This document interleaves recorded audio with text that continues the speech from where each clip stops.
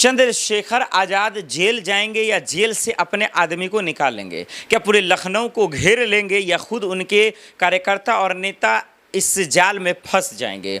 चंद्रशेखर आज़ाद क्या वाकई में जो बात कह रहे हैं, जो चुनौती, जो धमकी सीएम योगी आदित्यनाथ और उनकी पुलिस को वो दे रहे हैं, क्या ये मानने लायक है? क्या ये पचने लायक है? क्या ये विश्वास करने लायक है?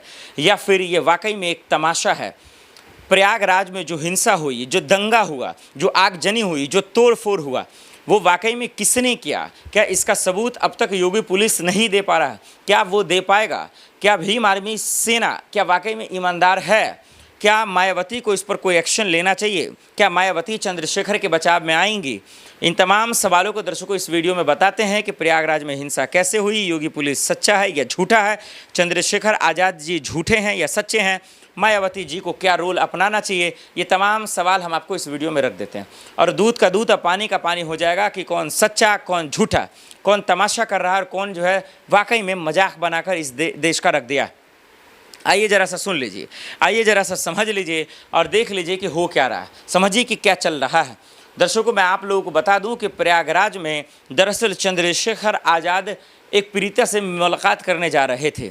उनके अब कार्यकर्ता थे या उनके सेना में से कोई नेता थे या कौन था, ये तो मुझे पता इसलिए नहीं क्योंकि योगी प्रशासन की तरफ से जो आ रहा है वो लग रहा है कि उन्हीं के गुंडे थे। लेकिन जिस तरीके से चंद्रशेखर आज़ाद कह रहे हैं सरकार के गुंडे थे, सरकार के लोग थे। अब यकीन करे तो किस पे करे, किस पे यकीन करे, कैसे पता करे कौन सच्चा कौन झूठा? तो आइए आपको बता देते हैं हुआ क्या। तो दर्शकों, ये तमाम चीज़ें होता है, हिंसा हो जाती है, आगजनी होती है, बाइक जला दिए जाते हैं, कई लोगों को जेल में ठूस दिया जाता है। लेकिन उसके बाद जो चंद्रशेखर का बयान आता है वो चौंकाने वाला है। उसके बाद जो चंद्रशेखर का बयान आता है वो हैरान करने वाला है। अब जरा सा सरकार की मंशा को समझिए और जो चंद्रशेखर आज़ाद कह रहे हैं उनकी मंशा को समझिए। चंद्रशेखर आज़ाद हर एक मंच से ये कह रहे हैं कि भाई साहब, मैं अपने आदमियों को जेल से निकाल कर लाऊंगा, इसके लिए मुझे जेल भरना पड़े तो मैं जेल भर दूंगा, मुझे लखनऊ भरना पड़े तो लखनऊ भर दूंगा, मुझे पूरे यूपी का सड़क भरना पड़े तो सड़क भर दूंगा। इसमें कोई शक नहीं कि चंद्रशेखर आज़ाद फेंकने में बड़ी माहिर है, कहते कुछ है करते कुछ है। हम सब ने देखा था, कहा था पूरी दिल्ली को नीली कर देंगे। जब पहलवान बेटियां बैठी हुई थी ऐसा कुछ हुआ नहीं, राजनीति चमकाकर भाई साहब निकल दिए। नगीना से वो सांसद है। सवाल ये है जो कह रहे हैं वो करो ना भाई, जाओ ना जेल में, जो गरीब मासूम बच्चे हुए हैं उसको निकालो। और योगी पुलिस से मैं भी कहना चाहता हूँ, एक्शन लें इन लोगों पे, निष्पक्ष कार्रवाई करें, जो लोग हैं उनको जेल में डालें। आगजनी करने का हक किसी को नहीं है, सरकारी संपत्ति को जलाने का हक किसी को नहीं है। ये मूल सवाल है जो सीधा सवाल आज की सरकार से है। लेकिन सवाल वहीं ये भी है कि आखिर सरकारी संपत्ति को जलाने का हक किसी को नहीं है। अब चंद्रशेखर आज़ाद का ये कहना है कि ये यूपी में इंटेलिजेंस है, जांच एजेंसियां हैं, उनका कानून है, उनका प्रशासन है। सवाल ये है कि आखिर वो गुंडे थे कौन? सवाल ये है कि वहाँ पे लोग इकट्ठा कैसे हो गए? ये तमाम जो चंद सवाल है, जो मूल सवाल है, ये चंद्रशेखर आज़ाद के हैं जो पूछे जा रहे थे। तो अब ये पूछे जाएंगे कि आखिर ये तमाशा कैसे चल रहा था, ये हिंसा कैसे हुई, ये दंगा कैसे हुआ, और ये तमाम अहम सवाल जो पूछे जाएंगे ही। तो अब मैं समझना चाह रहा हूँ कि जो चंद्रशेखर आज़ाद ये कह रहे हैं कि अपने भाइयों के लिए, अपने दोस्तों के लिए, अपने कार्यकर्ताओं के लिए जेल भरना पड़े तो हम जेल भर देंगे, जेल ठूसना पड़े तो जेल ठूस देंगे, लेकिन अपने आदमियों को हम निकाल कर रहेंगे, अपने आदमियों को हम बचा कर रहेंगे, कोई इसको रोक नहीं सकता है। तो क्या ये चुनौतियाँ ये दरअसल योगी आदित्यनाथ को कबूल है? क्या वो इसको सहने के लिए तैयार है? और नहीं तो मैं योगी आदित्यनाथ से कहना चाहता हूँ कि सबको छोड़िए, चंद्रशेखर पर एफआईआर दर्ज करने को जेल कीजिए, तभी पता चलेगा प्रयागराज में हिंसा और दंगा कैसे हुआ। लेकिन अब एक पोल जो मैं खोलना चाहता हूँ, एक कच्चा चिट्ठा जो मैं खोलना चाहता हूँ, वो योगी सरकार के पुलिस की है, योगी पुलिस की है, योगी सरकार की है। और मायावती को क्या करना चाहिए वो हम आपको बता देते हैं। अब मायावती को क्या करना चाहिए? चंद्रशेखर को क्या बचा पाएंगे? क्या उनके कार्यकर्ता को बचा पाएंगे? क्या उनके नेता को बचा पाएंगे? क्या जेल से निकलवा पाएंगे? चंद्रशेखर जो इन दिनों चुनौती दे रहा है, जो धमकी दे रहा है, क्या चेतावनी का कोई फर्क सरकार पे पड़ेगा? फिलहाल तो पड़ता नजर नहीं आ रहा। हर एक मंच से जा रहे हैं, चुनौती दे रहे हैं, धमकी दे रहे हैं। लेकिन सवाल ये है कि जो गरीब जेल में गया है, क्या वाकई में उन्होंने हिंसा की? क्या उन्होंने दंगा किया या उन्हें बेकसूरों को ऐसे ही फंसा दिया गया? दर्शकों, हमारा आप देख रहे हैं जिस तरीके की कार्रवाई योगी पुलिस ने किया, उस लिहाज से उस पर आंख बंद कर जो है विश्वास करना ठीक तो नहीं है। लेकिन इसका ये मतलब नहीं कि जो गुंडे थे वो सरकार के ही थे, जो चंद्रशेखर आज़ाद कह रहे हैं, ये भी बिल्कुल नहीं हो सकता।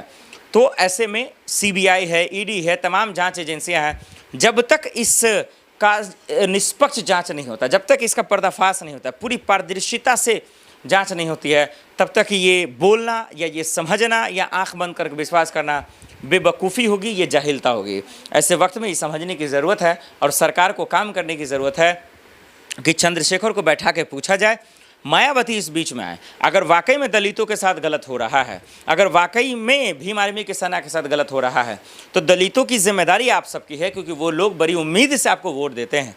और अगर उनके साथ आप खड़े नहीं होंगे, उन गरीब परिवार के लोग अगर जेल में होंगे, उनको कौन बचाएगा? ये सीएम योगी आदित्यनाथ से कौन लड़ेगा? उनकी पुलिस से कौन लड़ेगा? ये सवाल बहुत बड़ा है।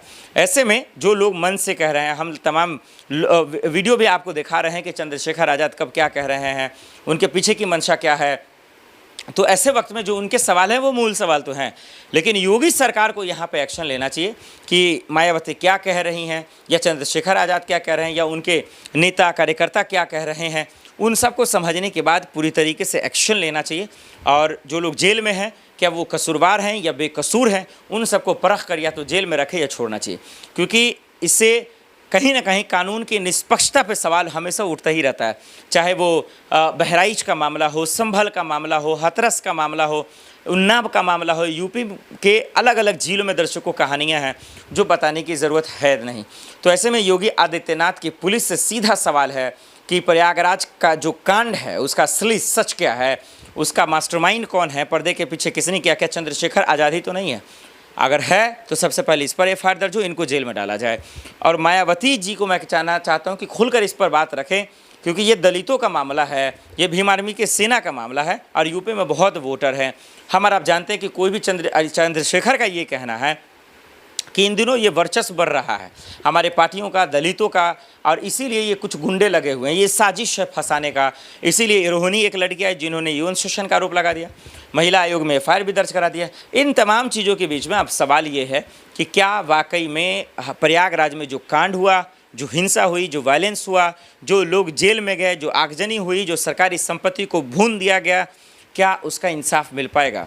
क्या सरकार इसका बदला ले पाएगी? या चंद्रशेखर जो बार बार धमकी दे रहे हैं, क्या योगी पुलिस से वो भिड़ पाएंगे? क्या वो सच को कबूला पाएंगे कि इस कांड में क्या था, या इस पर लिपापोती होकर खेल ख़त्म हो जाएगा? क्या इस मामले का सच लोगों के सामने आ पाएगा? ये तमाम अहम सवाल जो मूल है, जो लोग जानना चाहते हैं, हम खुद समझना चाहते हैं। इसमें दर्शकों, प्रयागराज कांड से जुड़ा जो अब तक का अपडेट है वो यही है कि भीम आर्मी के कुछ सेना अब तक सलाखों के पीछे हैं। चंद्रशेखर आज़ाद का कहना है कि उसको छोड़ दो, नहीं तो हम पूरा जेल भर देंगे। उस हमारे दोस्त हैं, वो हमारे कार्यकर्ता, हमारे भाई हैं, छोटे बड़े, उन सबको जेल से बाहर करो, नहीं तो हम पूरा लखनऊ भर देंगे। मैं चंद्रशेखर आज़ाद अब ये ऐसा कह रहे हैं तो इस पर योगी पुलिस चुप है, योगी जी चुप हैं। तो बीजेपी को इस पर जवाब देना चाहिए, सरकार को जवाब देना चाहिए और बताना चाहिए कि आखिर असली आरोपी कौन है, मास्टरमाइंड कौन है, और प्रयागराज का मेन जो है आरोपी कौन है, उसको सलाखों के पीछे डालें, ना कि बेकसूरों को। ये सबसे बड़ा सवाल है।